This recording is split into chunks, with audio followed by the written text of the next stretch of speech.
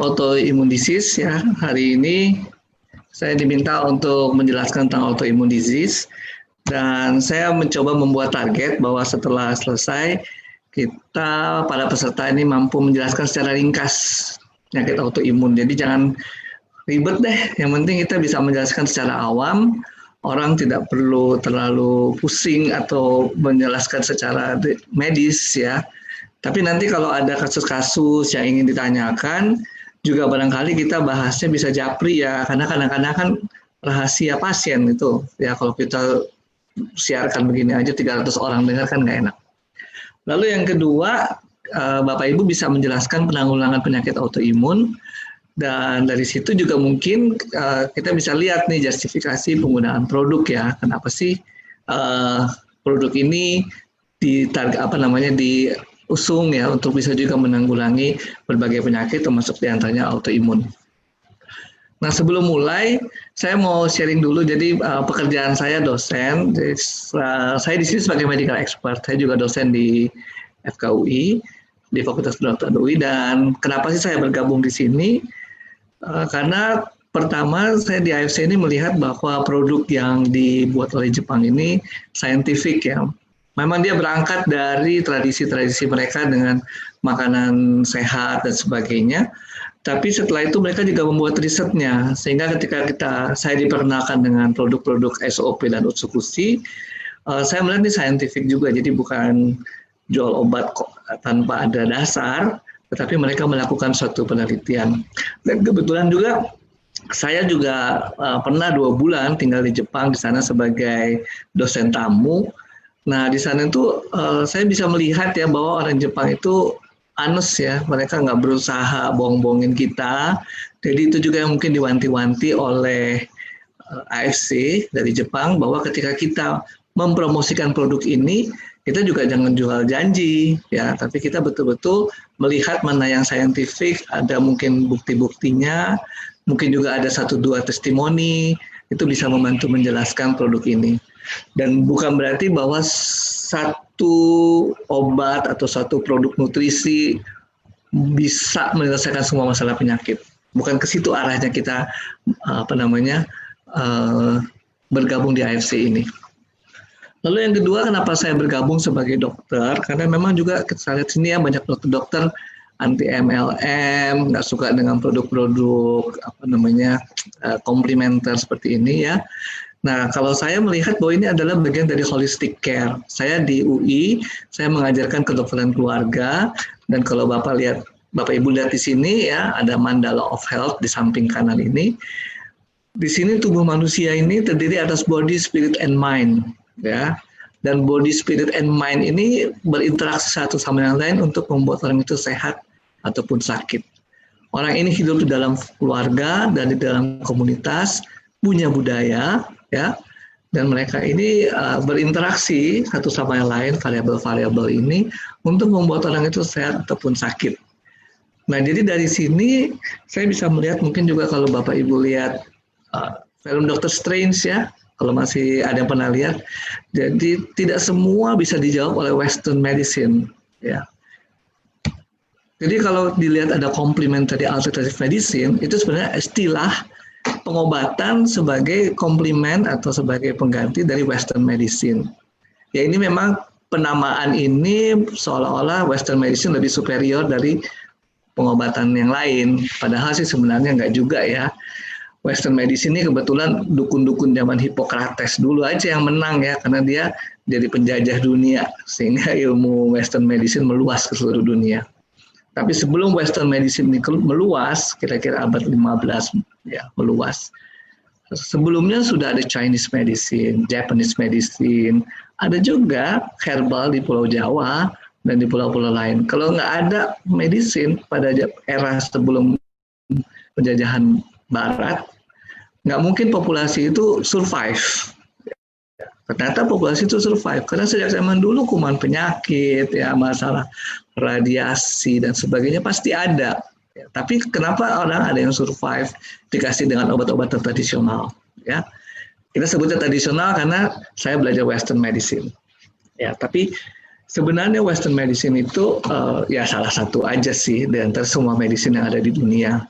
Dan istilah complementary karena Western medicine ini dianggap dianggap yang paling luas, paling scientific lah dipakai.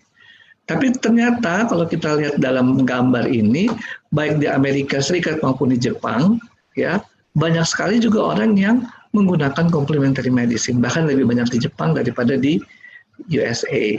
Ya, jadi sebenarnya ya artinya complementary medicine yang diajarkan di Indonesia, di Cina, di Jepang itu udah ratusan tahun umurnya dibandingkan Western medicine yang baru masuk berdasarkan bersama-sama penjajahan. Jadi tentu saja lebih berakar ya dalam budaya dibandingkan dengan ilmu-ilmu yang baru. Nah, masuk ke topik kita pada hari ini tentang autoimmune disease ya. Kalau kita urai penyakit autoimun ya, auto itu aja sendiri, imun itu adalah pertahanan tubuh. Jadi ini kalau dirangkai kira-kira suatu penyakit yang timbul karena sistem pertahanan tubuh kita. Ya. Tadi penjelasan awal tentang kenapa saya tertarik dengan dengan SOP ini, dengan AFC, akan berkaitan dengan pembahasan selanjutnya mengenai autoimmune disease. Ya, dan ini penting untuk Bapak Ibu kuasai ketika kita menjelaskan autoimmune disease ini dan peran dari produk kita. Kenapa? Karena banyak sekali upaya mengcounter ya produk ini dibikin dia macam-macam lah ya, banyak berita-berita yang disampaikan dan Bapak Ibu juga bisa melihat bahwa ya nanti dalam penjelasan selanjutnya ya Bapak Ibu bisa melihat bagaimana peran dari produk ini. Nah, saya akan mulai dengan sistem imun terlebih dahulu. Wah, ini maaf salah ketik ya, bukan sistem tapi sistem imun. Sistem imun kita ini ada dua macam kalau dibagi besar, yaitu satu yang bawaan orok ya, satu lagi yang didapat. Yang bawaan itu nama aslinya, nama Inggrisnya disebut innate immunity, kemudian yang didapat disebut adaptif. Adaptif jadi hasil adaptasi, atau disebut juga acquired yang didapat. Nah, innate immunity ini apa? Jadi satu imunitas ya yang tidak spesifik, ya, daya tahan tubuh yang tidak spesifik. Dia merupakan satu sistem pertahanan ya yang dibawa sejak kita lahir untuk secara tidak spesifik melawan semua jenis penyebab penyakit ya, antigen disebutnya antigen. Nah, ini kebanyakan yang tidak spesifik bentuknya seperti barrier ya. Jadi kalau kita sekarang pakai masker itu barrier, kita pakai face shield itu barrier. Nah, barrier aslinya tubuh kita apa? Kulit misalnya. Kulitnya adalah barrier kita. Lalu kalau kita bernafas, kita makan, saluran nafas kita juga ada barrier di dalamnya. Saluran nafas kita juga, saluran makanan kita juga ada barrier dalamnya. Itu adalah yang tidak spesifik. Nah, barrier ini bukan cuma fisik ya. Jadi kalau Bapak Ibu suka masak ya, kita coba potong kulit sapi ya, kulit hewan lain itu keras sekali ya. Itu dia melawan barrier fisik, yaitu tajamnya pisau. Tapi ternyata nggak cuma itu, dia juga melawan barrier kimia misalnya. Dia juga melawan barrier biologis ya. Jadi kalau di sini nih kita masukin bakteri TBC tempel di kulit, ya nggak jadi apa-apa ya selama kulitnya juga masih bagus ya. Barrier kimia nih ya. Contohnya nih siapa ya, misalnya ada orang disiram air keras gitu ya. Ya setembus-tembusnya kulitnya angus. Biasanya setelah itu udah nggak. Ya jangan sampai, tapi itu contoh yang paling ekstrim ya.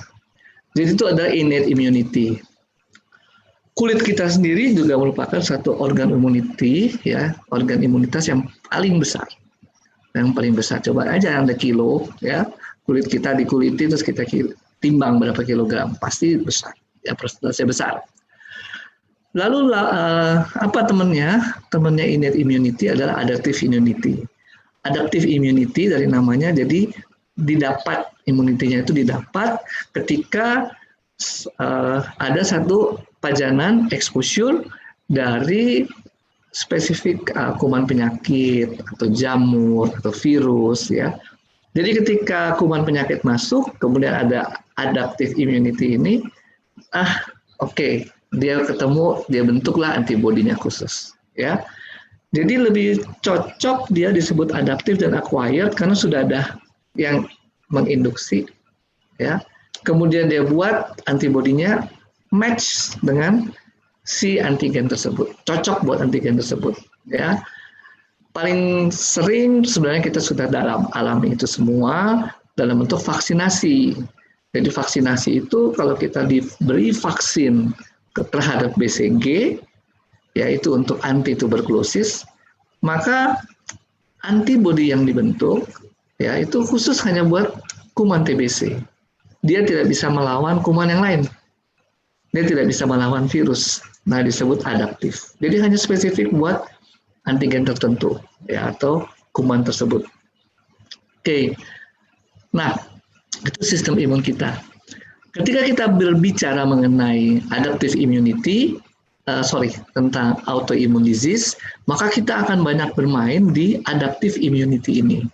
Kita bukan bermain di innate immunity, tapi kita bermain di adaptive immunity. Nah, adaptive immunity ini ada sel-sel yang bertanggung jawab namanya sel limfosit. Ya, limfosit kita ada dua macam, yaitu limfosit T dan B. T itu T-nya dari kata timus. Timus ada di sini, nggak kelihatan ya. Nah, timus ada di dada kita. Kalau sudah besar, timusnya mengecil. Artinya limfosit itu dimatangkan di timus. Tugasnya apa? Tugasnya menyerang antigen. Antigen tadi bisa dari bakteri, virus, jamur, dan sebagainya. Lalu dia mengontrol sistem imun untuk bisa melawan bakteri tersebut. Dia panggil teman-temannya. Nah, dia pakai alat panggil namanya cytokines, sitokin ya. Mungkin kalau sekarang sering dengar dengan COVID-19 ya, kita dengar istilah-istilah sitokin itu banyak muncul di sana. Ya. Nah, si limfosit ini yang mengontrol respon imun adaptif tersebut. Siapa yang dikontrol? Yaitu limfosit B. Limfosit B ini adalah sel yang memproduksi antibodi. Jadi ketika ada exposure kepada limfosit T kemudian menyuruh limfosit B membentuk antibodi. Sehingga antibodi itu kemudian menyerang ke antigen tersebut. Nah, ini yang spesifik kita dapatkan dalam kondisi sehari-hari sekarang ini COVID-19. Virusnya namanya SARS-CoV-2. Lalu kita ketika melakukan rapid test, ya, kita sebenarnya mendeteksi antibodi terhadap SARS-CoV-2 tadi, virus tersebut ya. Antibodinya kalau sudah dibentuk, ya, kita bisa deteksi dari rapid test. Jadi antibodi terhadap SARS-CoV-2 yang dicek di rapid test hanya untuk mencari antibodi itu. Dia nggak bisa mencari antibodi malaria, tidak bisa mencari antibodi TBC, dan sebagainya. Khusus hanya untuk antibodi SARS-CoV-2. Itu rapid test buat SARS-CoV-2. Nah, siapa yang produksi? Limfosit B. Jadi ada limfosit T, ada limfosit B. Limfosit B pematangannya menuju dewasanya itu dilatih di organ usus. Usus kita ini juga sebenarnya adalah lingkungan luar tubuh, meskipun terletak di dalam tubuh. Kenapa dia disebut lingkungan luar tubuh? Karena dia memasukkan semua ya ke dalam tubuh kita, ya, tapi di dalam tabung yang namanya usus tersebut. Ya, nggak langsung masuk ke dalam darah misalnya, tidak langsung masuk ke dalam otot, tapi dia di dalam usus ya, dia bentuknya juga kita sudah tahu bersama ada lumen, ada lubang di dalamnya, dan disitulah lingkungan luar tubuh kita yang ada di dalam tubuh kita. Aneh ya. Nah, limfosit B ada di situ. Jadi sebenarnya kalau mau ditanya, sel-sel pertahanan tubuh kita ada di mana nih banyaknya? Kebanyakan terdapat di barrier interaksi antara dunia dalam tubuh kita dengan dunia luar tubuh kita. Jadi pastinya ada di saluran nafas, di permukaannya, ada di kulit kita banyak, di saluran cerna kita banyak. Karena di situ adalah tempat ya interaksi antara lingkungan luar dan lingkungan dalam tubuh kita. Dan tujuannya apa? Mereka mau menahan supaya tidak terjadi infeksi masuk ke dalam tubuh kita. Atau penyakit, bukan hanya infeksi. Nah, di mana sih kita lihatnya? Kalau kita lihat di hasil laboratorium ya, kita melihat ada jumlah leukosit.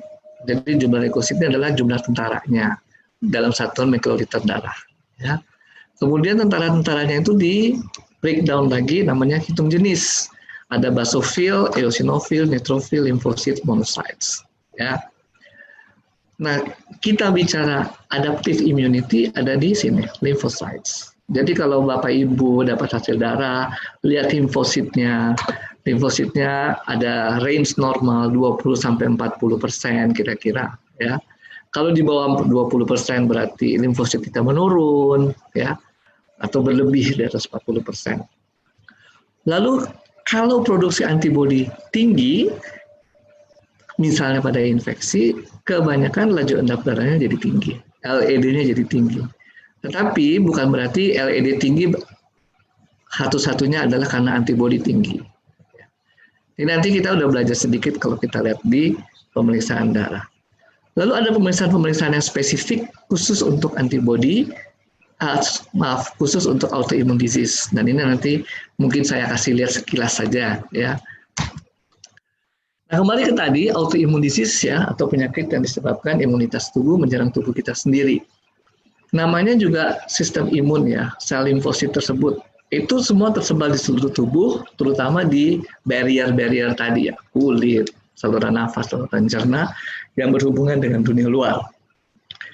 Nah, mereka itu bisa menyerang tubuh yang seharusnya tidak diserang, harusnya dia menyerang benda-benda asing, dia menganggap tubuh itu benda asing juga, sehingga harus diserang. Karena itu kejadiannya bisa di seluruh tubuh. Apapun bisa terjadi tergantung tempat menyerangnya, ya. Jadi keluhannya bisa macam-macam, keluhan fisik apapun bisa timbul, ya. Terus karena keluhan fisiknya bisa banyak, ya, orang bisa lelah, fatigue, ya. Sering juga lupa, gitu. Kemudian kadang-kadang karena lupanya itu untuk pekerjaan yang sederhana butuh waktu yang lebih lama, ya. Kemudian juga mungkin timbul peradangan sehingga kadang merasa demam, kedinginan, ya, atau nyeri-nyeri persendian dan sebagainya. Nggak spesifik. Jadi kalau ditanya infeksi virus, kayak gini juga keluhannya kira-kira. Itu infeksi virus, ya. Ada benda asing, virus masuk dalam tubuh kita. Nah, ini seperti ini, ya. Benda asingnya bukan dari luar, tubuh kita sendiri dianggap benda asing, ya. Nah, ini Bapak Ibu bisa lihat gambarnya diambil dari internet sini, ya. Nah, ini organ tubuh kita nih, thymus ya, yang di rongga dada. Kemudian di sini ada rongga-rongga atau bagian-bagian tubuh yang banyak pertahanan di bentengnya nih.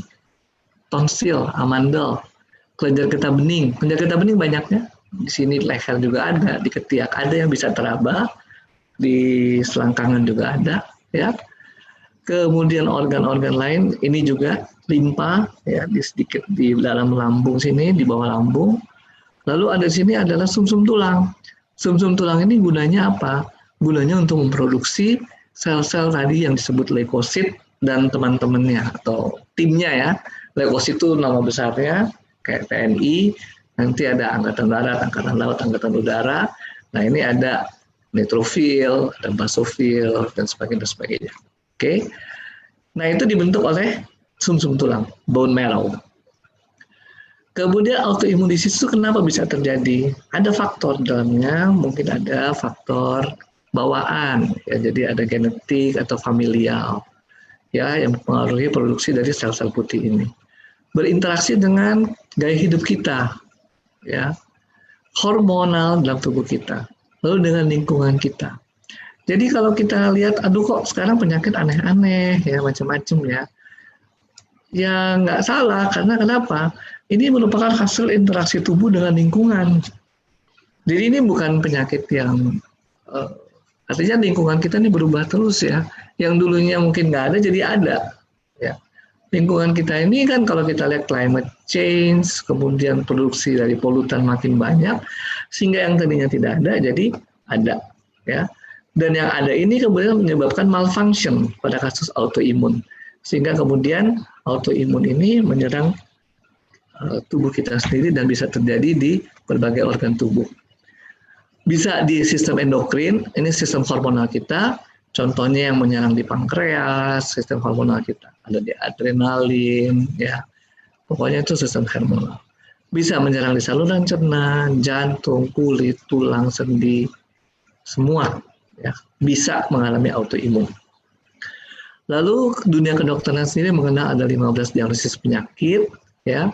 Dan ada 80 kondisi yang berhubungan dengan autoimun. Ya, alergi misalnya itu juga sebenarnya imunitas tubuh kita juga yang bermain. Ya.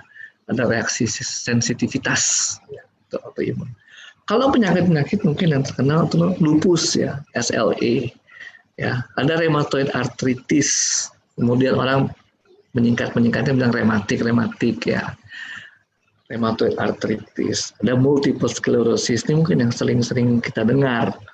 Ya, tapi ada banyak sekali penyakit autoimun. Sekali lagi, semua dasarnya sama, yaitu antibodi dibentuk oleh sistem imun kita melawan tubuh kita yang seharusnya tidak terjadi. Dulu cuma sedikit, sekarang jadi banyak. Kenapa? Karena perubahan lingkungan. Karena banyak hal-hal yang baru, polutan baru, benda kimia baru, radiasi yang baru. Itu semua membuat kerusakan dari sistem imun kita. Dan kemudian dia menyerang diri kita sendiri. Nah, bagaimana sih sekarang si dokter ini menanyakan? Ya, jadi kalau mungkin ada dari Bapak Ibu, keluhannya nggak spesifik, kayak cepat lelah, capek, kadang nyeri di sini, sakit di perut atau sakit di tempat lain, ya. Sakit timbul, sakit nggak timbul, kadang-kadang hilang, nggak jelas, nggak ada polanya. Itu salah satu ya, kita berpikir demikian. Ada juga mungkin yang spesifik timbulnya di kulit, misalnya kulitnya jadi merah, bersisik, ya, kering, dan sebagainya. Atau mungkin juga jadi sensitif terhadap sinar matahari. Yang tadinya nggak sensitif, sekarang sensitif. Mungkin itu juga salah satu ya tanda-tanda bahwa ini adalah autoimun. Ya, atau timbul rash ya di merah-merah di muka dan sebagainya, itu contohnya. Atau nyeri-nyeri di sendi. Jadi di dalam kita menggali riwayat, mungkin juga si pasien nggak bisa melihat polanya, dokter juga nggak melihat sesuatu gambaran yang spesifik. Lain kalau kita bilang ISPA, gitu ya. ISPA jelas nih, saluran nafas aja. Saluran nafas kalau terserang ya nggak mungkin diare bentuknya. Ada itu saluran cerna. Ya. Nah ini bisa macam-macam. Lalu ketika diperiksa, bisa saja mungkin kalau kelainannya kulit, kelihatan ya kulitnya jadi kering, bersisik, merah, ya. Atau kalau nyeri sendi, sendi-sendinya juga mungkin kelihatan bengkak dan sebagainya, ya. Nah, ada laboratoriumnya. Jadi laboratoriumnya ini banyak nih, ya. Bapak Ibu bisa melihat sendiri, mungkin yang sudah pengalaman juga dengan penyakit autoimun, bisa tahu bahwa penyakitnya ya, banyak ya. Ini bisa itu, tesnya macam-macam, ya.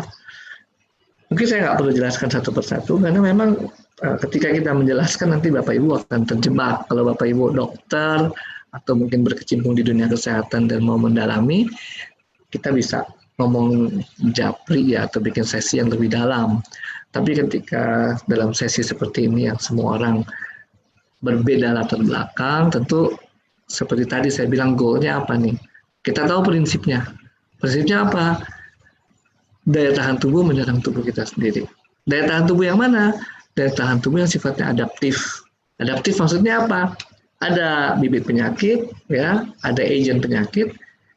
Si sel B, limfosit ini membentuk satu antibodi khusus buat bibit penyakit tersebut, khusus buat agent tersebut, khusus buat antigen tersebut. Nah, antigen tersebut, maaf ya ada suara anjing. Antigen tersebut itu ya bukan benda asing kali ini dalam penyakit autoimun, tetapi tubuh kita sendiri. Ya. Nah, itu yang kemudian menyebabkan serangan-serangan di seluruh organ tubuh, tergantung sistem imun kita itu melihat organ tubuh mana yang dianggap benda asing. Oke, prinsipnya di situ. Lalu apa yang akan dilakukan dokter? Ya, dokter akan memberikan pengobatan. Memang karena pengobatannya juga nggak ada yang spesifik ya. Umumnya berupaya menekan saja sih, menekan bagaimana supaya sistem imun itu tidak memproduksi antibodi yang menyerang tubuh sendiri. Itu ya. Jadi pengobatannya seperti itu. Dan memang tergantung penyakitnya, lokasinya di mana. Mungkin ada pengobatan-pengobatan yang spesifik.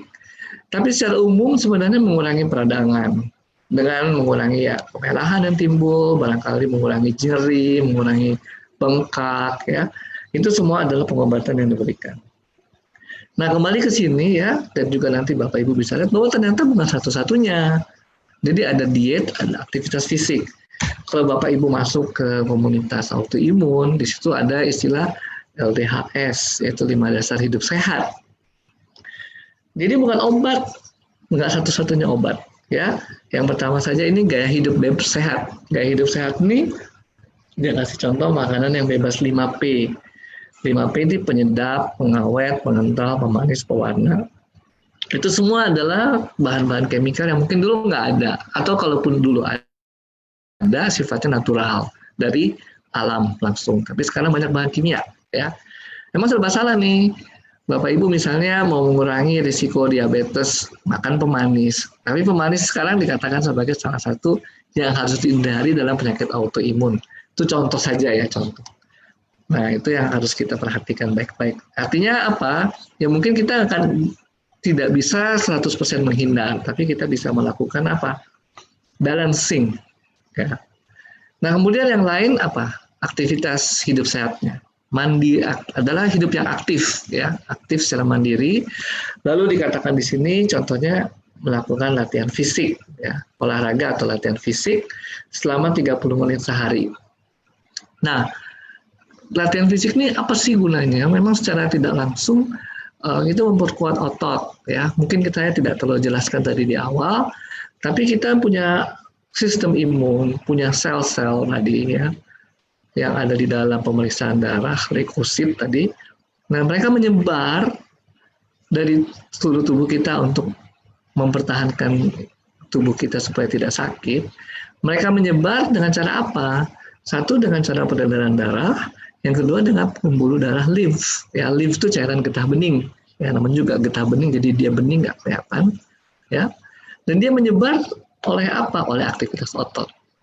Dengan aktivitas otot, ya, membantu memompa sehingga cairan itu bisa terputar, tersirkulasi dalam tubuh. Disitulah limfosit kemudian dan juga teman-teman sel leukosit lainnya menyebar seluruh tubuh kita. Karena itu penting, ya, olahraga secara tidak langsung, aktivitas fisik ini akan membantu kita meningkatkan imunitas. Apalagi yang lain, aktivitas fisik ini juga meningkatkan masuknya oksigen ke jaringan, ya. Dengan oksigen masuk ke jaringan, termasuk sel-sel imun tubuh kita bisa bekerja lebih efektif karena mereka memang membutuhkan oksigen dalam kerjanya. Oke. Yang berikut dalam 5 dasar hidup sehat, kalau kembali Bapak Ibu lihat ke webnya autoimun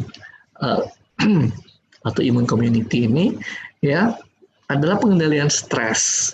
Stres ini juga, ya, kalau dalam Senin kemarin sudah disinggung bahwa hormon kebahagiaan itu namanya endorfin ternyata meningkatkan kemampuan untuk kita menyelesaikan masalah kesehatan. Atau dengan kata lain, kalau kita stres, masalah kesehatan kita akan makin berat, ya. Bagaimana caranya? Bisa ibadah, ya, yoga, ya, bisa melakukan meditasi, dan yang penting juga komunikasi yang positif, ya. Karena itu penting sekali Bapak Ibu berhenti dari hoax, keluar barangkali dari media antisosial. Ya.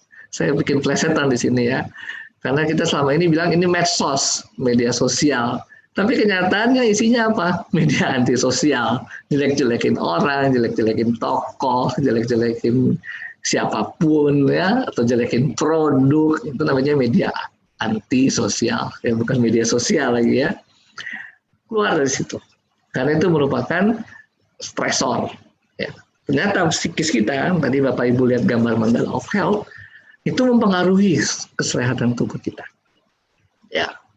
Lalu kita terus belajar, jadi cari informasi obat, ya. Kemudian hidup yang positif, ya. Hidup yang positif, bekerja secara cerdas, ya. Nanti kita lihat kaitannya dengan produk kita ini, ya. Lalu senyum setiap saat, itu menunjukkan bahwa kita ini mempunyai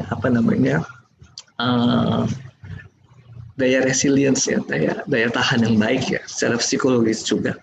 Tersenyum setiap saat ini tersenyum yang tulus, ya, bukan kalau Bapak Ibu lihat di jalan ada orang senyum-senyum sendiri, ya, ngobrol sendiri. Nah, bukan senyum yang kayak gitu dong. Kalau itu udah kelebihan, ya. Tapi ini yang dimaksud adalah tersenyum setiap saat, tersenyum yang tulus. Ya, bahwa Bapak Ibu mencerminkan hatinya juga lagi happy. Karena happy itu menunjukkan bahwa Bapak Ibu bisa melawan penyakit.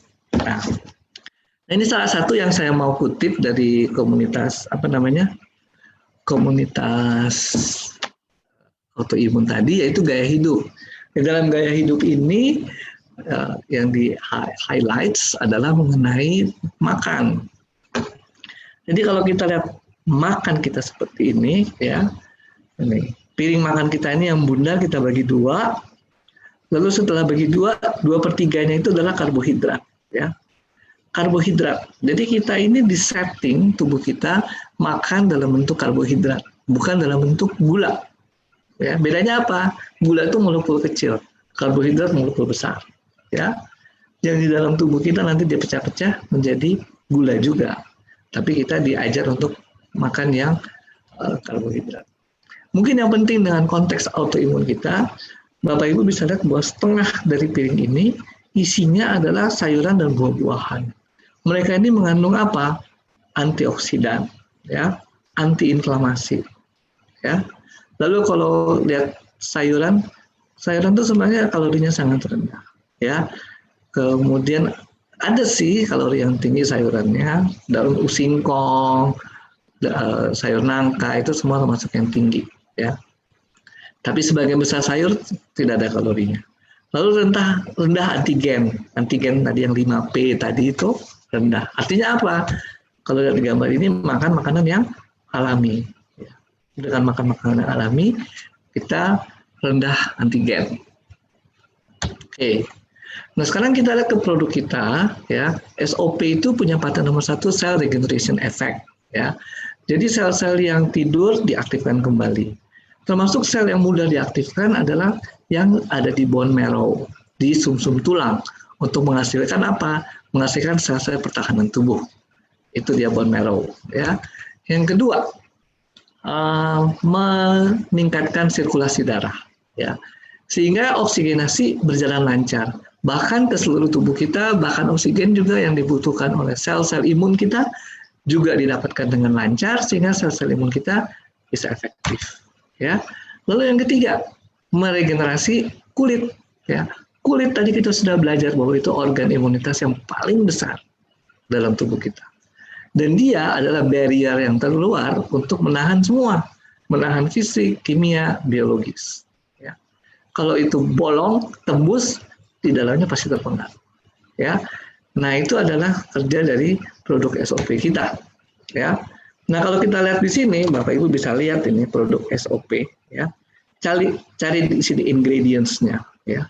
Tidak ada gula, adanya pemanis, ya. Beda ya, pemanis membuat manis, tapi dia bukan gula. Sehingga kalau lihat ke bannernya, flyers-nya autoimun tadi, termasuk rendah kalori dong, ya, karena nggak ada gulanya, ya. Anda lihat juga produk usus-usus, rendah gula, ya. Di dalamnya nih ingredients, jadi kalau dia ikut betul dengan BPOM, semua apa yang dikandung di dalam produk harus tertulis. Dan kita tidak melihat 5P di dalamnya. Di sini juga nggak ada. Ya. Lalu tinggi zat antiinflamasi, anti radang. Ya. Anti radang itu apa? Yaitu antioksidan. Antioksidan menyebabkan bisa menangkal zat stres oksidatif. Ya. Stres oksidatif tersebut atau oksidatif reaktif itu dia yang membuat radang, merusak jaringan dan sebagainya. Nah, dengan adanya antioksidan itu mengurangi peristiwa perusakan jaringan, berarti mengurangi peristiwa radang.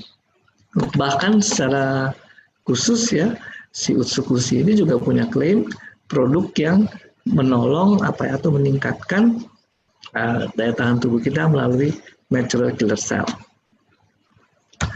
Nah, jadi saya mau ringkas, sudah cukup panjang 30 menit ya. Saya berbicara. Autoimmune disease ya, atau penyakit autoimun, prinsipnya adalah tubuh kita membentuk antibodi melawan tubuh kita sendiri. Seharusnya antibodi itu dibentuk untuk melawan penyebab penyakit. Ya, penyebab penyakit itu apa? Bisa virus, bakteri, ya, jamur dan sebagainya, bahkan sel-sel kanker. Ya, itu udah dianggap penyakit, ya, dianggap makhluk luar. Itu satu. Jadi antibodi dibentuk lawan tubuh kita. Antibodi itu dibentuk oleh siapa? Nah, itu dibentuk oleh sistem imun yang namanya adaptif tadi, oleh limfosit B. Nah, ini ada kaitannya nanti dengan ketika kita berbicara utsukusi. Utsukusi itu natural, mengaktifkan natural killer cell. Natural killer cell itu bukan produsen antibodi. Nama juga natural killer cell. Dia sel pembunuh, ya. Semua dibunuh, termasuk sel kanker juga dibunuh, ya. Kerjanya dia bukan membentuk antibodi. Ya. Antibodi kerjanya dibentuk oleh sel B tadi, limfosit B, ya. Itu penting, ya, untuk Bapak Ibu juga mungkin bisa menjelaskan sedikit mengenai produk kita. Lalu kalau kita bicara mengenai ini karena ini makanan ya, nutrisi, produk kita adalah nutrisi, maka bermainnya di sini. Seperti slide yang di sebelah kiri, yaitu rendah kalori, ya, rendah zat antigen, rendah zat antiinflamasi. Ya. Nah, mungkin sekilas saya kembali lagi ke slide yang sudah lewat. Nah, ini dia. 5 dasar hidup sehat. Ya. Gaya hidup sehat tadi kembali ke makanan, tadi kita sudah sampai pada kesimpulan tersebut. Aktivitas fisik, ya. Kemudian pengendalian stres, ya. Terus belajar dan hidup positif. Hidup positif di dalam komunitas AFC ini sudah jelas dong ya. Karena di sini dibilang bekerja cerdas. Kalau kita bekerja gotong royong seperti sekarang ini, itu merupakan bagian dari kerja cerdas. Karena dengan kita membentuk sistem, kita bekerja bergotong royong, kita menghasilkan suatu pendapatan, tapi kita nggak capek sendiri. Ya, kita bergotong royong dan semua happy. Sehingga semua bisa tersenyum setiap saat, dan semua bisa tetap sehat. Oke, barangkali itu saja yang bisa saya sampaikan terlebih dahulu. Saya pikir dengan kita bertanya jawab, ya, kita akan lebih detail. Saya mungkin juga sampaikan, saya tidak akan berbicara terlalu medis karena kita punya latar belakang banyak. Ya, kalau mau bertanya sesuatu yang sifatnya medis, saya pikir mungkin lebih baik japri atau ada kasus atau penyakit dan sebagainya. Kenapa? Yang dengar 500 orang nih sekarang, dengan latar belakang berbeda-beda. Nanti nangkepnya cuma sepotong yang ini, sepotong yang ini, ya, nggak melihat secara konteks keseluruhan. Nanti kemudian sepotong yang kecil ini seolah-olah menjadi suatu kebenaran buat semuanya. Sekali lagi, mungkin kita jangan terlalu terjebak kepada medis, kembali kepada hal yang lain, yang awal tadi yang saya targetkan. Bapak Ibu bisa menjelaskan secara prinsip penyakit autoimun, lalu bagaimana menanggulanginya. Menanggulanginya tadi ada satu pengobatan, tapi yang penting adalah 5 dasar hidup sehat tadi. Dan 5 dasar hidup sehat tersebut diantaranya nutrisi. Lalu nutrisi, ya, SOP maupun usukusi kita masuk dalam kriteria nutrisi yang disampaikan, yang saya kutip dari komunitas autoimun. Terima kasih, saya kembalikan kepada host. Pak Angga. Halo. Ya, Dok. Monggo, silakan. Ya, sebentar. Oke, saya jadiin spotlight dulu. Oke. Nah, ini udah banyak banget nih, Dok, pertanyaannya. Bentar. Ada yang raise hand tadi.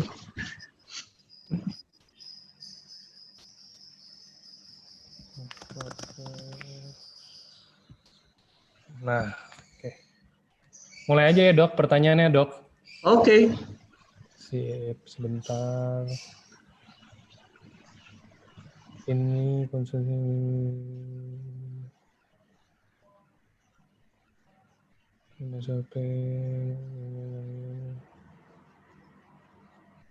Dok, mau nanya kalau psoriasis yang itu ya, yang pembekakan hati ya, Dok ya, pengerasan ya. Oke. Apakah bisa sembuh dengan SOP, Dok, selain usukusi? Kalau misalkan bisa pun minum berapa kali dalam 1 hari dan berapa lama, Dok? Oke. Jadi kalau istilah sembuh nih ya, istilah sembuh kan ini bukan obat satu ya, ini nutrisi ya. Kemudian supaya kita nggak terjebak. Kedua, testimoni ada ya bahwa orang-orang yang psoriasis juga mengalami perbaikan.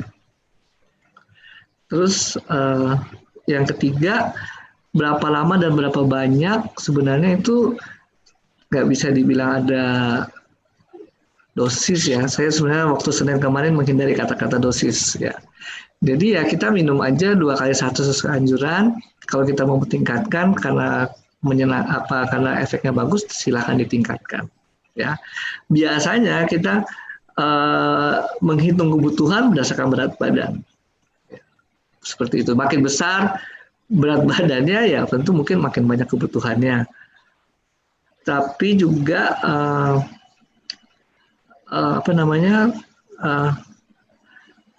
kebutuhan itu juga mungkin kalau kita bilang psoriasis ya bisa banyak ya luasnya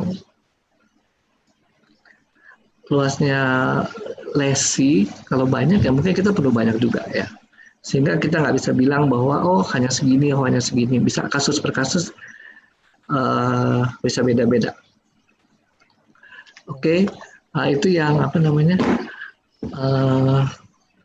bisa saya sampaikan. Mungkin cukup menjawab nggak itu ya kira-kira.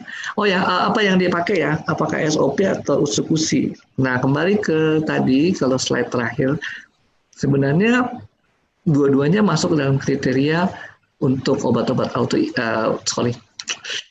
nutrisi autoimun. Kenapa? Karena rendah kalori, kemudian tidak ada antigen, kemudian apalagi satu lagi, jadi dipikun. Tidak ada antigen, satu lagi tidak ada antiinflamasi, mengandung antiinflamasi. Ya, dua-duanya masuk kriteria itu. Ya, kemudian kadang itu banyak yang menyerang ya, karena katanya Usukushi meningkatkan imunitas, sehingga orang bilang, waduh ini kalau autoimun gimana? Ya, yang saya pelajari Usukushi itu melalui natural killer cell, ya, dan kita sudah pelajari tadi, saya sudah sampaikan, NK cell itu bukan yang tugasnya memproduksi antibodi. Antibodi itu tugasnya limfosit B. Memang mereka kerjasama, ya, tapi bukan tugasnya NK cell.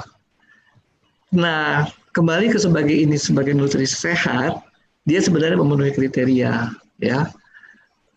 Tapi juga kita mesti juga membuka wawasan juga bahwa mungkin juga ada orang-orang yang beda reaksinya, ya. Ada orang yang minum vitamin C oke, tapi ada orang yang minum vitamin C jadi mencret. Ya kan kita nggak bisa salahin vitamin C-nya, ya kan. Ada orang sakit kepala minum paracetamol sembuh, yang lain pada sakit kepala minum paracetamol tetap sakit, ya. Bukan paracetamol yang salah, tapi memang respon dari masing-masing tubuh bisa berbeda.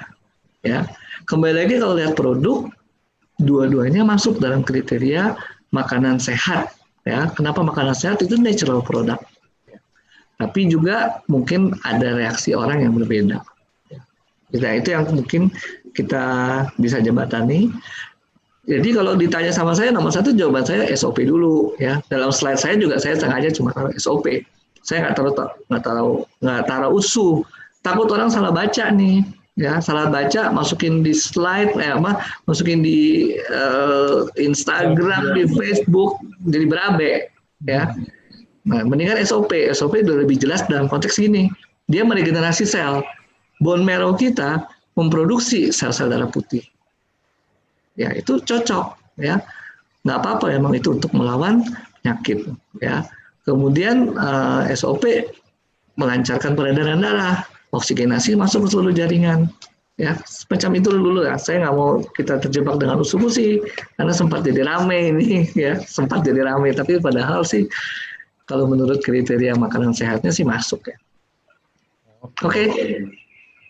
Sangat menjawab dok harusnya itu. Iya.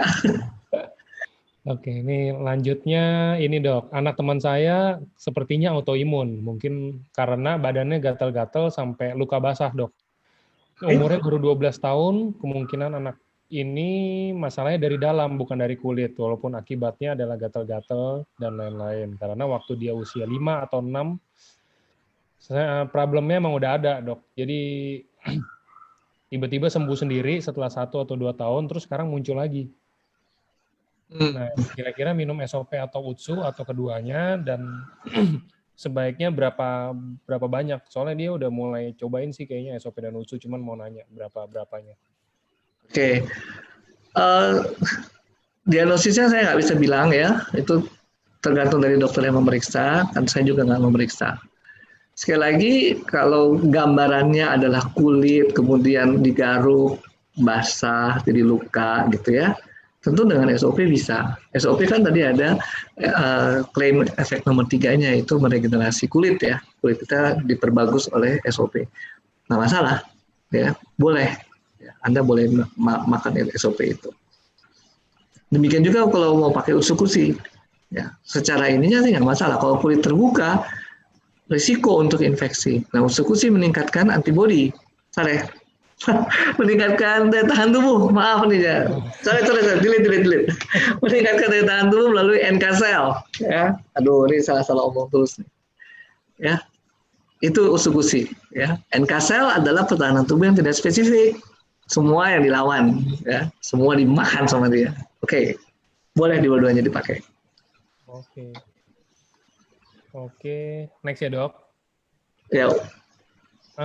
Autoimun itu apa bisa mengakibatkan kelopak mata itu agak susah ngebuka dok? Mata nyaman kalau terpejam sebentar, tapi kalau kena sinar matahari, kekuatan mata untuk ngebuka itu berkurang katanya. Ya, paling pada prinsip tadi ya, prinsipnya itu adalah antibodi menyerang tubuh kita sendiri, ya. Mana yang diserang, ya itu kemudian gejalanya timbul seperti itu. Ya, saya nggak bisa detail bilang bahwa kelopak mata adalah salah satu gejalanya.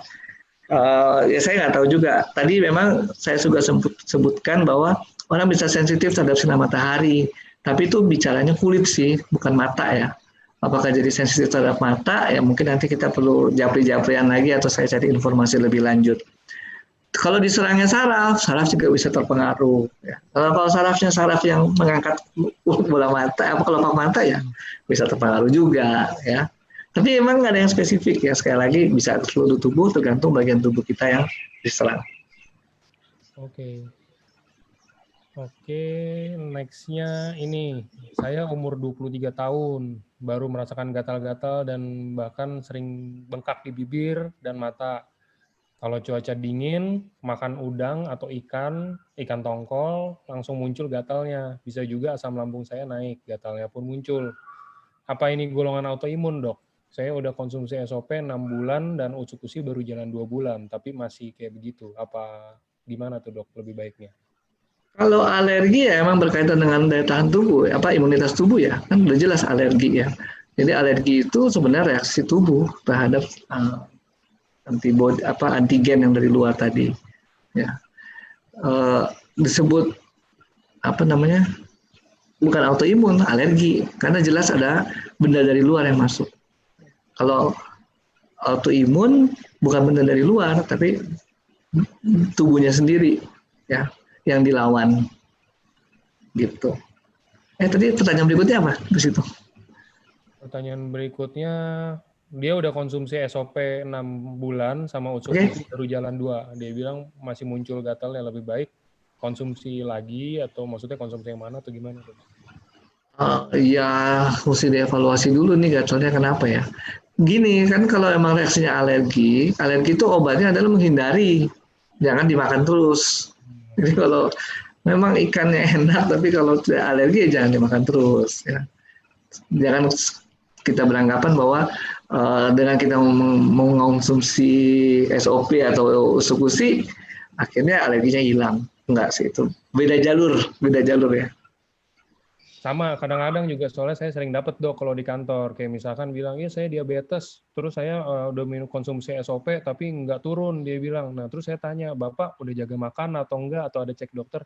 Nggak ada ya, saya makan normal aja. Ya sama aja. Iya, ya. Betul. Harus Tadi juga di slide saya kan juga pengobatan autoimun nggak bilang obat doang. Tetap ada dietnya, ada aktivitas fisik, itu semua kayak gitu, semua penyakit. Oke.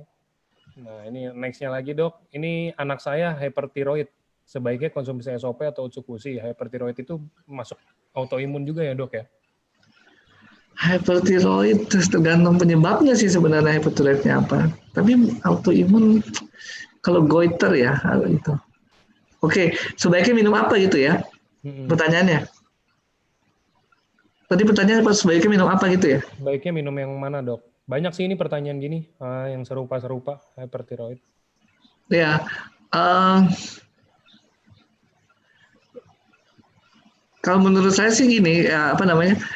Kalau kita kembalikan lagi ya sekarang ke reaksinya apa sih sebenarnya hypertiroid yang terjadi ya? Karena bisa macam-macam penyebab. Nah, kalau kembali ke konteks autoimun, ya produk kita ini oke, ya mau itu Utsukushi maupun itu apa namanya SOP, ya kriteria makanan sehatnya sih oke, terpenuhi sebenarnya. Ya, lalu yang lebih saya highlight di sini memang peran dari si SOP ini, ya dalam hal apa? Dalam hal dia meregenerasi sel, ya, dalam hal dia meningkatkan perbaikan tubuh, ya. Jadi kalau misalnya mau ditanyakan makan apa, ya sekarang kalau dalam konteks bicara ini makan SOP aja dulu, ya. Tapi kalau mau coba Utsukushi sebenarnya juga bukan sesuatu yang masalah, ya. Tapi dengan catatan tentu saja tiap-tiap orang punya reaksi individual yang kadang-kadang mungkin bukan yang kita inginkan. Oke. Nextnya, nah ini saya nggak tahu nih kalau untuk Hashimoto dok, dosis yang dianjurkan, maksudnya untuk minum SOP dan Utsukushi itu berapa? Mendingan kita itu japri aja kali ya Hashimoto itu. Ya, nanti ngobrol-ngobrol. Karena kita juga ini sekali lagi ya, ini makanan sehat, kita nggak bicara dosis. Ya, anjurannya adalah 2x1. Dan kemudian kita merasa bahwa itu nggak cukup, silakan ya. Kenapa bisa kita merasa nggak cukup? Kita boleh menambahkan sekali lagi berkaitan dengan berat. Ya, biasanya kalau obat selalu ditanya berat badan. Ya, dan kemudian masalahnya, luasnya masalah atau besarnya masalah. Ya. Kalau tadi saya kasih contoh psoriasis, makin luas kulit yang terkena ya lebih baik makin banyak makannya. Gitu. Nah Hashimoto ini juga mungkin kita mendingan japri-japri aja dulu ya apa yang terjadi ya, sehingga kita bisa ini memberikan jawaban yang lebih spesifik. Tadi saya ada awal khawatir nih kalau kita ngomongin medis ya terlalu apa namanya, nanti kan latar belakang kita beda-beda semua ya, jangan sampai nanti menangkapnya nggak total gitu ya. Oke. Oke, nextnya ada ini. Dok, kalau konsumsi SOP dan UTSU yang dibarengi sama konsumsi obat diet, apa mengurangi efektivitas SOP dan UTSU? Juga efektivitas obat dietnya? Obat diet itu maksudnya apa nih? Nggak ada ya? Sorry, bukan yang nanya. Apa SOP dan Utsukushi mengganggu aktivitas obat diet? Fat burn gitu kali ya dok ya? Apa? Fat burner ya, mungkin. Sorry apa? Fat burner. Kayak yang setipe-setipe itulah, yang untuk biar kurus apa gitu-gitu loh dok. Oh. Ya, harusnya orang kalau obat-obat chemical gitu bukan autoimun nggak boleh ya. Nanti mau menginduksi mendingan nggak usah aja, cari produk-produk alami. Kalau mau diet juga dihitung aja butuh kalori berapa. Jangan terlalu banyak makan-makan yang ini. Makan-makan yang ini ya, terlalu chemical. Nah ini ada yang belok dari autoimun tapi kayaknya sering nanya nih kayak begini. Untuk ambeien gimana dok? Bagusnya SOP atau SOP UTSU atau gimana dok? Gantung derajat ya. Kalau derajatnya udah tinggi, besar, sebenarnya pengobatannya operasi ya. Itu juga saya harapkan juga member semuanya ada obat apa penyakit-penyakit yang memang mesti operasi lah gitu ya. Jangan semuanya dianggap bisa selesai gitu. Karena apa? Kalau saya kasih contoh tumor misalnya kanker gitu ya. Kanker udah sebesar 2 kilogram gitu. Terus kita suruh natural killer cell kita makan untuk kanker. Lama baru kecil kankernya ya. Jadi angkat aja pakai operasi biar cepat. Itu contohnya ya. Jadi kalau tadi ambeien tergantung derajatnya. Dan kemungkinan sih ambeien penyebabnya pengobatannya memang operasi ya. Boleh makan SOP itu untuk apa? Misalnya untuk pasca operasi pasti kan banyak jaringan rusak yang perlu recovery. Nah itu akan bermanfaat di situ. Oke. Oke, nextnya ini. Kalau untuk orang yang sel darah putihnya berlebih, dok, dianjurkan untuk minum usukusi tetap atau gimana, dok? Oke. Kasusnya apa nih? Lebih ini ya, maksudnya kayak leukemia gitu ya kali ya? Penyakit kanker darah bukan? Nggak tahu deh. Bukan yang nanya. Salah, ini cuma baca pertanyaan. Oke. Kebanyakan sih ya, kebanyakan kalau yang namanya sel darah putih berlebih, kalau lebihnya masih oke-oke aja, biasanya infeksi nih. Lebih tapi oke-oke aja ya. Jadi kalau misalnya batasnya leukosit itu kan 5.000 sampai 10.000. 11.000, 12.000, 15.000 itu masih mungkin karena infeksi, biasanya naik dia. Tapi kadang-kadang juga kalau kanker darah, itu juga bisa tinggi. Nah kembali ke pertanyaan tadi, usukusi mau dikasih apa enggak? Kalau saya sih saya kasih, ya. Kenapa saya kasih? Itu kan dia mengaktifkan NK cell. NK cell itu klaimnya apa? Bisa membedakan cancer sama non cancer. Ya udah kasih aja, ya. Kemudian NK cell itu juga adalah sel-sel yang pertahanan tubuh non spesifik, ya. Jadi kalau ada virus, ada jamur berkeliaran dalam tubuh kita, perlu NK cell untuk ini, ya, membunuh, ya. Kasih kalau saya sih. Oke, ini ada yang nanya tentang vitiligo, dok. Apa masuk autoimun nggak itu? Lebih baik SOP atau UTSU? Umur 4 tahun katanya. Itu mungkin japri aja deh ya. Masukin. Saya juga mesti belajar lagi vitiligo ya. Vitiligo, oke.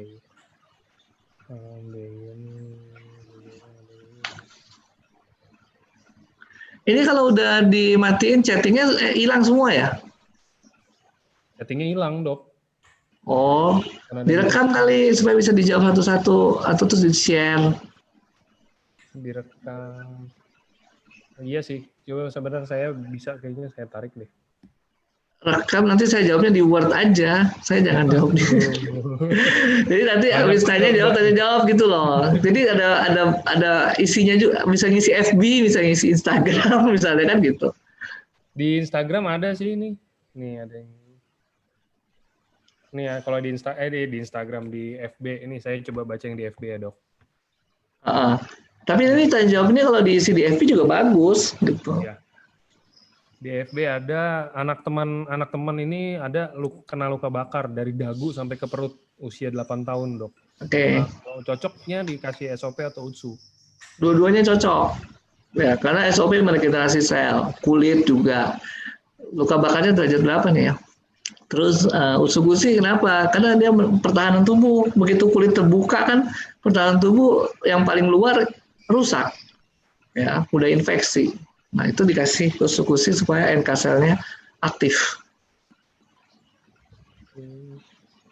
Nih. Oh, bisa, dok. Nih, kata dokter Alam, di blok aja semua chat. Nanti saya blokin deh. Nanti saya kasih ke dokter ya. Oke. Thank you, dokter Alam. Nah, ini suami saya gagal ginjal, cuci darah seminggu 2 kali, asam urat 9, kreatinin 6,4, dan ureumnya 87. Sebaiknya minum SOP aja atau ditambah usukusi, dan sehari kira-kira berapa, dok? Oke, ini bukan autoimun kayaknya nih ya mungkin. Iya. Oke, itu japri aja ya nanti ya, ini aja. Kalau penyakit, kalau yang autoimun,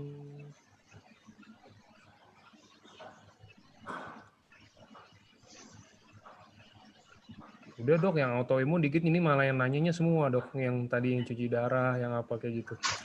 Oh gitu. Ini ada nih autoimun IBD UC, anak umur 12, mau minumnya SOP atau usukusi atau SOP aja cukup, dok? Ya sekarang gini, saya juga berkaitan dengan kontroversi yang terjadi ya, makanya saya akan ngomong SOP dulu sekarang. Ya, mungkin Bapak Ibu sempat ada yang tahu terjadi sesuatu di belakang layar sana. Makanya saya juga nggak mau slide saya terlalu menyebutkan usus-usus nanti rame lagi. Tapi kira-kira begitulah. Kalau mau dibilang sebenarnya kembali ke ingredients-nya dibandingkan dengan itu sengaja saya kutip dari kelompok komunitas autoimun ya, bahwa ingredients-nya itu memenuhi persyaratan diet untuk autoimun pada dasarnya ya. Terus tadi juga saya singgung bahwa kerjanya bukan membentuk antibodi ya. Jadi sebenarnya oke ya. Tapi kalau sekarang mau ditanya SOP dulu yang diberikan. Oke. Next-nya ada nih dok, kalau kena hypertiroid ya, terus pantang salmon sama seafood, apa boleh masih konsumsi SOP dok? Kan SOP dari salmon. Ini banyak yang bertanya ke saya, kalau saya alergi ikan masih boleh nggak konsumsi SOP? Oh, saya juga bingung tuh jawabnya tuh kadang-kadang. Dites aja. Dites aja 1 gram apa 1 saset jadi alergi apa enggak ya. Terus terang sih kan ikan itu kan yang kalau kita makan ototnya ya, daging ikan itu kan ototnya ikan. Kita kan jarang makan tulangnya ikan ya.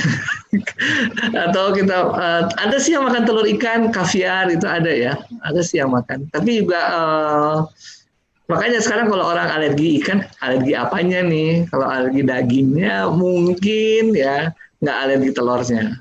Ini kan juga bukan telur lagi, ini kan selaput membran dari ovarium ya. Jadi saya sih bilang sih sebenarnya nggak ada nih alerginya. Tapi kalau takut, khawatir, coba dulu ya. Nanti masih ada ngelesnya lagi saya. Ternyata kelihatannya alergi nih. Pakailah CTM, pakailah cetirizine, terus minumlah SOP. Tapi itu ilmu hitam ya, ilmu hitam. Kalau alergi ya hindari alergi, itu aja sih. Ini ilmu hitamnya aja. Ke saya CTM. Oke. Oke, ini next-nya ada, kalau saya ini autoimun spondyloarthritis, minum SOP kok mahnya nggak enak ya dok? Mahnya nggak enak. Oke, saya nggak tahu mahnya apa, mungkin harus dianalisis lebih lanjut. Satu, bisa menghindarinya dengan misalnya minum ditaruh jari di bawah lidah. Asumsinya kalau di bawah lidah nggak ada yang ketelan ya, meskipun mungkin ada yang tertelan juga. Terus yang kedua, MAH ini yang kronis, kebanyakan mungkin juga ada infeksi, namanya Helicobacter pylori. Itu di dalam klaim produk Utsukushi, itu dia bisa membantu mengatasi Helicobacter tersebut. Jadi, bagaimana nih mengatasinya nih? Selain minum SOP ya minum Utsukushi juga. Oke. Next-nya, ini. Ada teman saya kena autoimun di ginjal. Jadi memang nggak boleh minum suplemen, vitamin, herbal dalam bentuk apapun. Saya udah 5 tahun berobat di Singapura, dokternya udah wanti-wanti kalau kondisi saya mau stabil harus benar-benar dijaga. Gimana cara jelasinnya kalau saya mau konsumsi SOP dan UTSU gitu, dok? Nggak usah jelasin, kasih aja produknya. Kemudian kasih penelitiannya atau jangan berdebat sama dokter. Dokter itu ya sakit kepala dia langsung kesal sendiri, akhirnya kita dimarah-marahin. Nggak usah, jangan berdebat sama dokter. Udah, kalau perlu gini aja, atau suruh dokter ketemu sama dokter gitu aja. Email-emailan sama saya. Pasti kalau berdebat sama dokter mau nggak mau terpaksa kalah.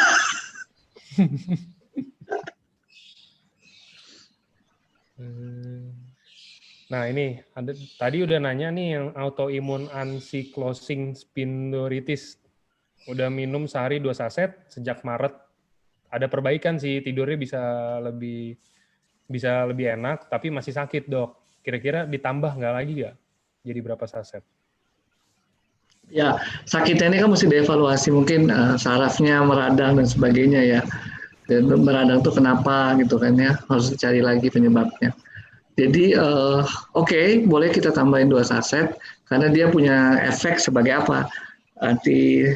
Antioksidan ya di dalam SOP tersebut. Nah, itu mungkin bisa membantu sehingga anti stres oksidatif tadi ya. Perusakan jaringan berkurang, radang berkurang, termasuk saraf juga bisa eh, jadi nggak terangsang lagi. Oke.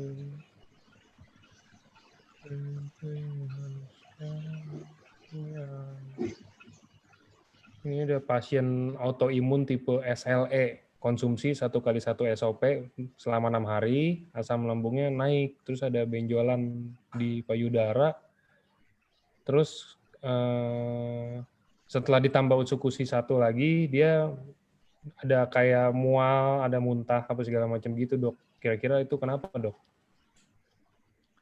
Ya, SLE-nya seberapa berat nih? Kemudian untuk SLE-nya sendiri, sorry nih suara anjing. SLE-nya sendiri diobati apa gitu kan? Harus dilihat juga nih. Jadi bisa saja memang kebetulan kejadiannya dengan reaksi reaksi adverse reaction dari obat yang diminum. Mungkin saya nggak bisa ngomong lebih detail. Itu juga harus dievaluasi. Itu paling. Jadi, tapi kalau misalnya benar-benar merasa bahwa itu memang karena eksekusi atau SOP, di stop dulu nggak apa-apa.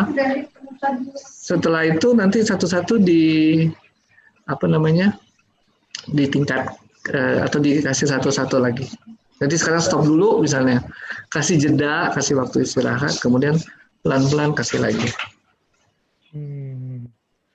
Sama ini kalau yang dari Facebook ada nih, dok.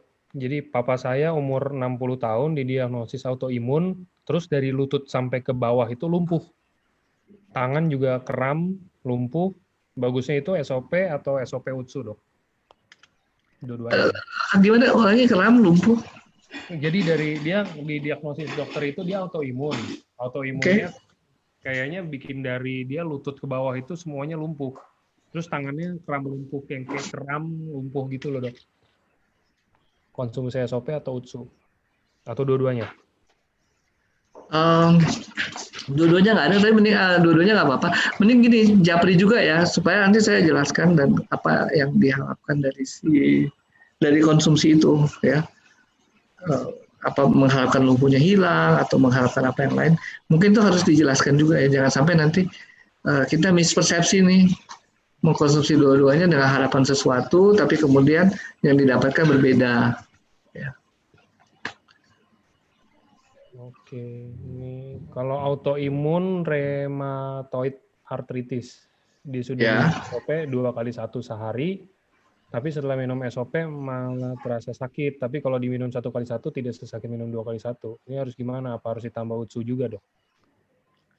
Oke, kalau 2x1 sakit ya dikurangi 1x1 nggak apa-apa dulu ya.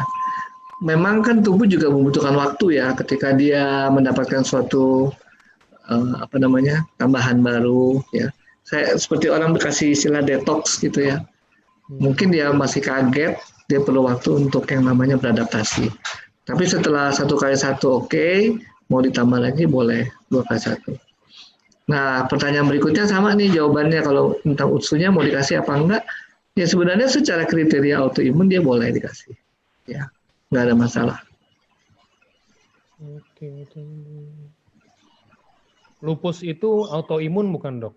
Terus kalau SOP bisa membantu apa dari lupus? SOP dan UTSU, kira-kira yang mana yang lebih bagus? Ya, lupus itu penyakit autoimun ya. Kemudian tadi kan saya sempat singgung SOP itu meregenerasi sel.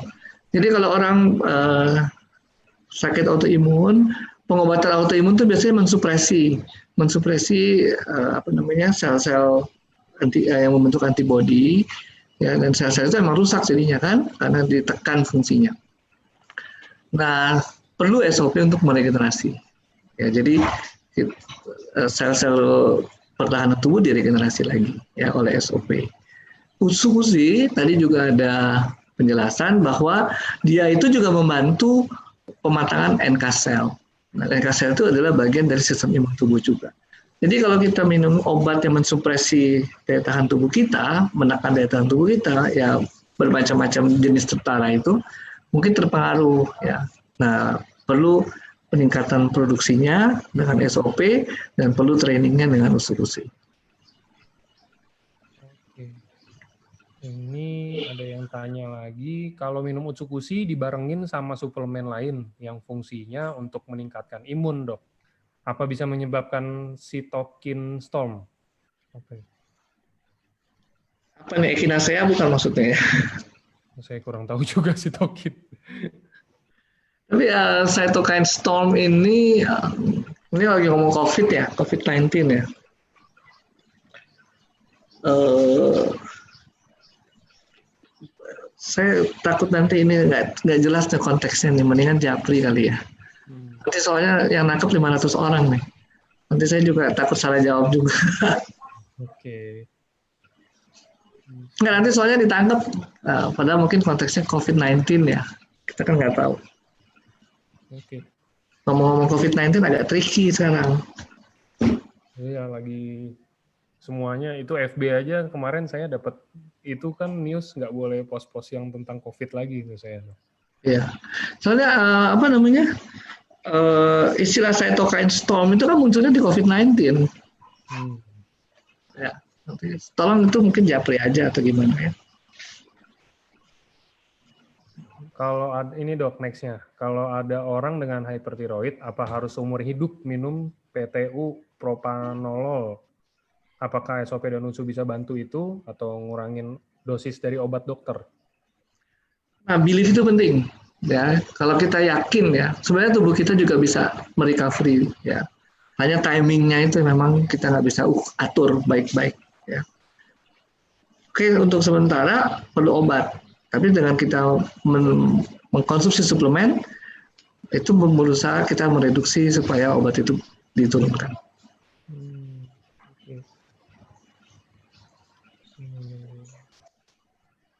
Jadi pendekatannya di belief ya, bukan pendekatannya di dia mengganti obat PTU. Pendekatannya di belief, ya, belief dan kemudian bahwa dengan belief itu mempengaruhi kita untuk recovery. Oke. Ini oh ini ada penderita autoimun osteoartritis. Kakinya udah mulai bengkok dok, tapi nggak ngerasain sakit. Apa itu menandakan sakitnya makin parah? Apakah konsumsi SOP-nya harus dilanjutin? Apa gimana dok? Apa ditambah Utsukushi mungkin maksudnya ya? Ya, ya ini kalau itu makin bengkok ya makin parah pasti karena harusnya lurus ya. Dan SOP-nya aja ditingkatkan dulu ya. Kemudian ya jangan satu-satunya kali, mungkin dia perlu vitamin D kali, perlu berjemur juga ya. Jadi bukan satu-satunya kita bersandar di satu penyelesaian masalah. Oke.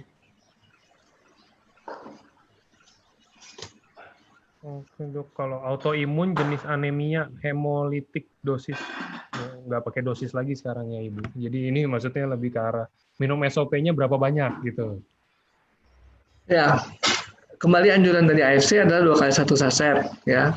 Kemudian kita tidak mengalami reaksi-reaksi yang nggak kita harapkan, kita tingkatkan 2 saset, 2 kali 2 saset pun tidak nggak apa-apa. Kita tingkatkan lagi 3 kali 2 saset atau 2 kali 3 saset, sebenarnya nggak ada masalah ya. Yang penting kemudian begini, ketika kita menyelesaikan satu masalah ya, penyelesaiannya itu multifaktor ya. Seperti tadi contoh saja untuk autoimun, nggak cuma obat kan, ada dietnya juga, ada aktivitas fisik juga. Itu semua penyakit sekarang ngomongnya gitu ya. Karena kembali ke mandala of health tadi yang namanya sehat itu psikis, biologis dan juga spiritual ya. Dan kemudian ada faktor-faktor lingkungan yang mempengaruhi. Oke dok, mungkin ini last ya dok ya, soalnya udah mulai pada habis juga pertanyaannya. Oke. Ya ini kalau kena autoimun itu emang nggak boleh jemuran ya? Maksudnya berjemur gitu kena matahari atau lebih bagusnya gimana dok? Tergantung autoimunnya apa tadi. Ada yang namanya kan yang di kulit tadi sebagai contoh, ada yang sensitif terhadap cahaya matahari. Ya tentu makin parah kalau dia berjemur. Ya. Jadi jangan. Tergantung lah autoimunnya beda-beda kan. Tergantung apa yang dialami. Oke, udah sih dok kayaknya itu dok. Soalnya ini nanti paling saya blok, saya copy aja, saya rangkum di dalam Word. Mungkin Ya, kalau yang ada yang mau tanya-tanya gitu, ya mungkin kalau misalkan ini bisa ke saya dulu, maksudnya nanti biar saya yang sampein, saya tambahin di Word atau ya. gimana. Biasanya itu lewat dari manajemen atau lewat dari leader. Ya. Silakan nanti di ini. Atau dari Paniko, tapi kebetulan Paniko kan hilang tuh handphonenya kayaknya ya. Nah, Oh, jadi iya, iya. ya gitulah. Saya ini ke saya aja, saya yang ada di bagian desain mau promosi nomornya. Kalau di yang Ya, nomor-nomor banyak itu, oke. mungkin bapak-bapak ibu bisa dari situ semua, Angga. Oke Ya, dok, itu aja sih paling hari oke. ini. Ya, Thank you ya dokter. oke. Sama-sama. Terima kasih banyak atas Ya, perhatian Bapak Ibu ditunggu semua. selanjutnya dok. Selanjutnya berarti apa? Mau pada nanya semua sih dia tadi. Oh dok, bahas kalau minggu depan stroke apa kayak gitu-gitu. Boleh, boleh aja. Yang penting ini apa sesuai permintaan aja. Stroke sama hipertensi itu boleh tuh. Itu satu Ya, topik lah bisa paling tuh. umum tuh ya. Apalagi Stroke karena hipertensi. kemarin lockdown di rumah semua makannya ya kan, semuanya tuh. Ya, atau COVID-19. COVID-19 juga Waduh. menarik. Boleh COVID-19 kalau mau. Itu juga menarik. Iya, oke. Coba nanti nggak apa-apa kita diskusiin dulu aja dok, mau apa next ya. Sip. Oke, thank you dokter. Oke, terima kasih juga perhatian Bapak Ibu semua. Mas Angga, terima kasih. Ya.